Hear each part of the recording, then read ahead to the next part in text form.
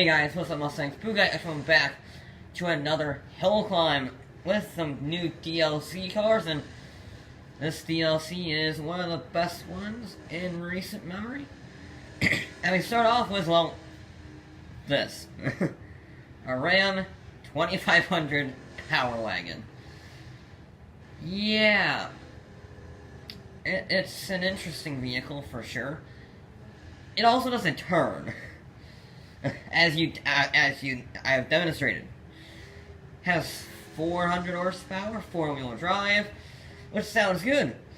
Unless for the fact it was 7,000 pounds. Which is a lot of pounds. So, yeah, it's a big old boat that doesn't really want to turn. It kind of just forces its way through the turn. And on this hill climb, this will be the slowest vehicle of the day. Unsurprisingly, given the performance of all the other vehicles, which are... all these vehicles are actually, except for this one, are relative performance vehicles.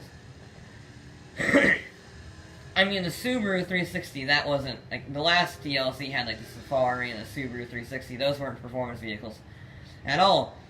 However, this is the only non-performance vehicle in the pack. So you actually have an incredible selection of vehicles in this one. I mean, there's a star car, which everyone will use, which I will use very little of. Just because it's a little strange. I will get to that one later, when you see the lap time. But, yeah, this vehicle had a chronic amount of understeer, which made it be very scary at less than 60 miles an hour. Because it didn't want to go around corners. I mean, sure, it's not designed for this in any way, shape, or form. It's a giant truck designed for giant truck things. One thing to note, it does actually get some two-wheel action here, coming up on this crest. And there we go. That was scary. Because when you have a vehicle with chronic understeer, the last thing you want to do is head into a corner on two wheels. Yeah, that was fun. And, yeah, it was... I was expecting this to be around the Safari Turbo, the, not quite the Subaru 360, but some of the cars like the Safari, maybe the Citroen, depending on how fast this out. I wasn't expecting to be next to Citroen. But I was hoping for a sub 2 minute. That was my plan, hoping for a sub 2 minute. As we head on to the final straightaway, we actually have some 95 miles an hour. That's pretty good for a 7,000 pound truck as we cross the line. Now, one vehicle that certainly had to perform in order to live up to his legends was this guy. This is the Holden Monaro from 1968. It's got about 260 odd horsepower, and it's quite a boat, this muscle car. But it's from Australia, and we're in Bathurst, so it had a lot to live up to. This is its home ground, its hallowed ground, and this is the only vehicle I had to run with manual, because for whatever reason the rev range starts redlining at 5,000 RPMs, but you don't shift up until 6,200. So you're almost 1,000 RPM lower than you need to be, and the game gets very confused very quickly. So I had to switch into manual. I know it's not the most fair thing in the world, however, I had to do it. And you can see the body roll on this car. It's a lot of body roll. We actually did get a little bit of airtime on this. Not quite airtime, but it felt like airtime when you were driving it. It's certainly displaced a lot of the weight off of the wheels. I think the only reason it didn't get airtime is because the suspension is so wobbly, so soft. But that's how suspension was in the 60s, and got a little bit of a clip off the wall, but we actually didn't lose any speed, we didn't lose any time, so I counted it, I kept going. Yeah, it actually wasn't too shabby. I was having a lot of fun driving this car. Sometimes the most fun you can have is going 70 or 80 miles an hour on a corner in a vehicle from in the 1960s. It's just fun. And, yeah. this was an absolute blast to drive. It wasn't the fastest vehicle. However, the Holden will finish the course properly. Now, what the second off-road-ish vehicle was, well, a Dodge Durango SRT. It has a 425 horsepower V8 Hemi in it, and it's actually quite nice to drive. Not only can it go around corners, surprisingly, because it's Dodge and it's an SUV, it can also, when you're done with the run, slide around corners very easily, which is a lot of fun. And I was pleasantly surprised with this vehicle. I saw it at the auto show as well. And yeah, I was pleasantly surprised. I thought this would be awful to drive because it's a Dodge SUV with a lot of power. But no, it's actually quite nice. I was pretty impressed. With the Durango here, I ran a little bit wide into that corner, but I was able to recover without any problems. Didn't go off the track too much. And it can actually carry some serious corner speed. That's 90 plus miles an hour around that corner. For an SUV, that's pretty freaking good. Sure, it's not a Porsche Cayenne levels, but it's an SUV from Dodge, and it can carry corner speed. That's very impressive. And again, here, going 86 miles an hour through there, that's the same speed as a Kia Stinger. That's a lot of speed for an SUV. I ran a really deep, but we didn't hit the wall, so we're fine. We're good there. Heading into the braking zone for the final corner. Right now the brakes are okay on this. They're not the greatest, but they're also not too shabby for a high-powered SUV. Clip the sign, run a little bit wide, doesn't affect us too much. Sign's getting really beat up as we go across the line for the Durango. And another vehicle I was very happy about in this game is the Kia Stinger. Yes, I saw this on the ground tour, and also saw it in real life. It was at the auto show this year, and it was very, very cool. Looking at, I actually quite like the look of the Kia Stinger. I don't know what it is, but I really like the look of it. Not so much from the back. I think it looks too Audi-ish from the back, or from the front and the side. I think it actually looks quite nice. And yeah, it's got some go about it. It's not the fastest. It's in C-Class. But it's got some go about it. It's no slouch. Considering Kia went from the Ceed to this, that's a pretty big jump. That's a pretty big jump for a manufacturer in a few years. So, I'm impressed with this car. Handles pretty nicely.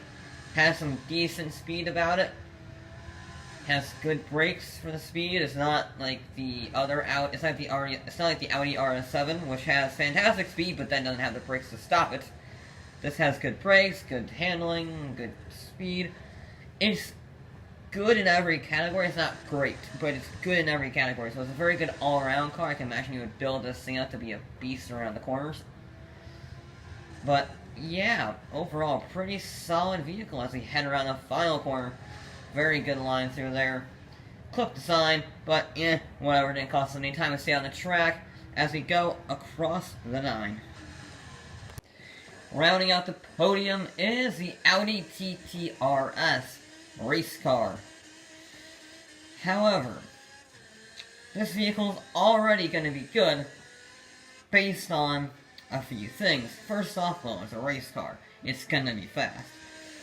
Second off, it's a hill climb race car because this has the Pikes Peak world record for the fastest front-wheel drive car up the hill. So it's got some hill climb pedigree. Yeah, that's pretty impressive. It did a 10-minute run up there, which is pretty good for a car not really designed for Pikes Peak.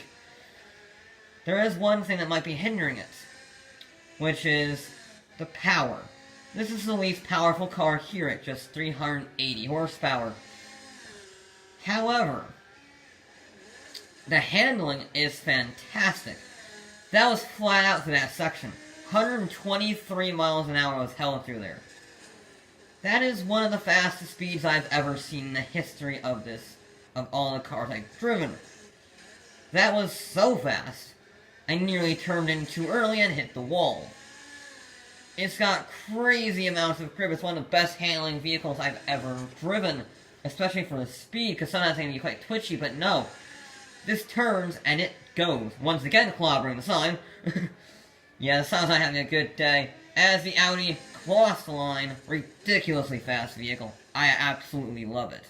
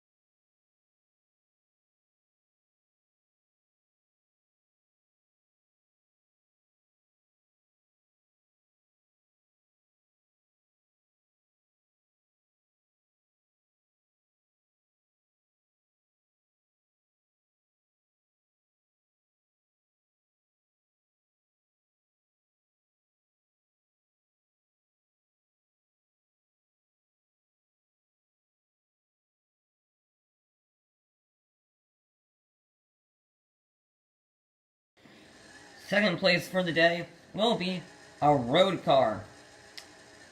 Yep, the Bugatti Chiron, 1500 horsepower, four-wheel drive, and I didn't really like it. It's very fast indeed, the fastest vehicle we've ever had. But, despite braking about 5 car lengths before everyone else, I still barely made the corner. Why? Because we're going so much faster, and it weighs 2 tons. More specifically 4,300 pounds, and it just doesn't have the cornering. The Dodge Durango carries more corner speed than this vehicle around these corners here. The Dodge Durango. That's a C-Class SUV carrying more speed than a Bugatti Chiron. It's not the fastest production car in the world, it's not the best handling in the world, it's not the fastest 0 to 400 in the world, and it's not the highest power in the world. So truth be told, I don't really like this car. I like the Veyron a lot better, because the Veyron's faster, amazingly. Yeah, another problem with the Chiron, it's limited to 261 miles an hour for some reason. Something to do with the tires. And, yeah, hanging in the final corner, you see it just doesn't quite carry that corner speed. But once they get on the power, it is absolutely flying across the line. Reached about 180 miles an hour before finishing, which is stupid fast. And the fastest vehicle of the day is, somehow, the Bugatti Chiron. I think that was made up solely by the fact it went 170 miles an hour on every single straightaway. But it did a very impressive 123.3, putting it in the 3rd place overall. That's faster than some GT3 cars and some Group 5 cars. That is a seriously quick time. I didn't like how it drove, but if you get it right, this is a very, very fast vehicle. And then in 4th place, followed up by the Vantage GT3 car, vehicle you expect to be up there. Just 6/10 of a second slower with a 123.8. Got a good showing. Rear-wheel drive, lots of grip, so it does have over half the power of the Chiron, but it's got a lot more grip, and that's how it makes up its time. Then in 6th place, we have the fastest front-wheel drive car on our list, the Audi TT RS Hillclimb, with a very respectable 126.12. Very respectable indeed. Yeah, I would argue that's my favorite vehicle of the bunch to drive. It was absolutely perfect in every single way for me, how my driving style. So yeah, utterly perfect. Then we had to go a fair bit further down to find the next fastest vehicle, the Kia Stinger, with a 139.6. followed up immediately by the SRT Durango with a 140.99. Yeah, those vehicles are separated by 1 PI in the Performance Index category, and they're 1.3 seconds apart, so I guess you get 1.3 seconds for that 1 PI. Very interesting, because they get their speed in very different ways. And then we have to go really far down to find the Holden Monaro from 1968, with just squeaking into the sub 150s with a 149.98. Another vehicle that was very fun to drive, not very fast in any way, shape, or form. It is the slowest C-Class car we've ever run around here. But yeah, quite fun to drive. And then in last place, the only vehicle that is not a performance vehicle, the Ram 250 Power Wagon, did a 158.81, which will put it into 25th place. I mean, considering it's a 7,000-pound truck that has a chronic understeer problem, that's not too shabby.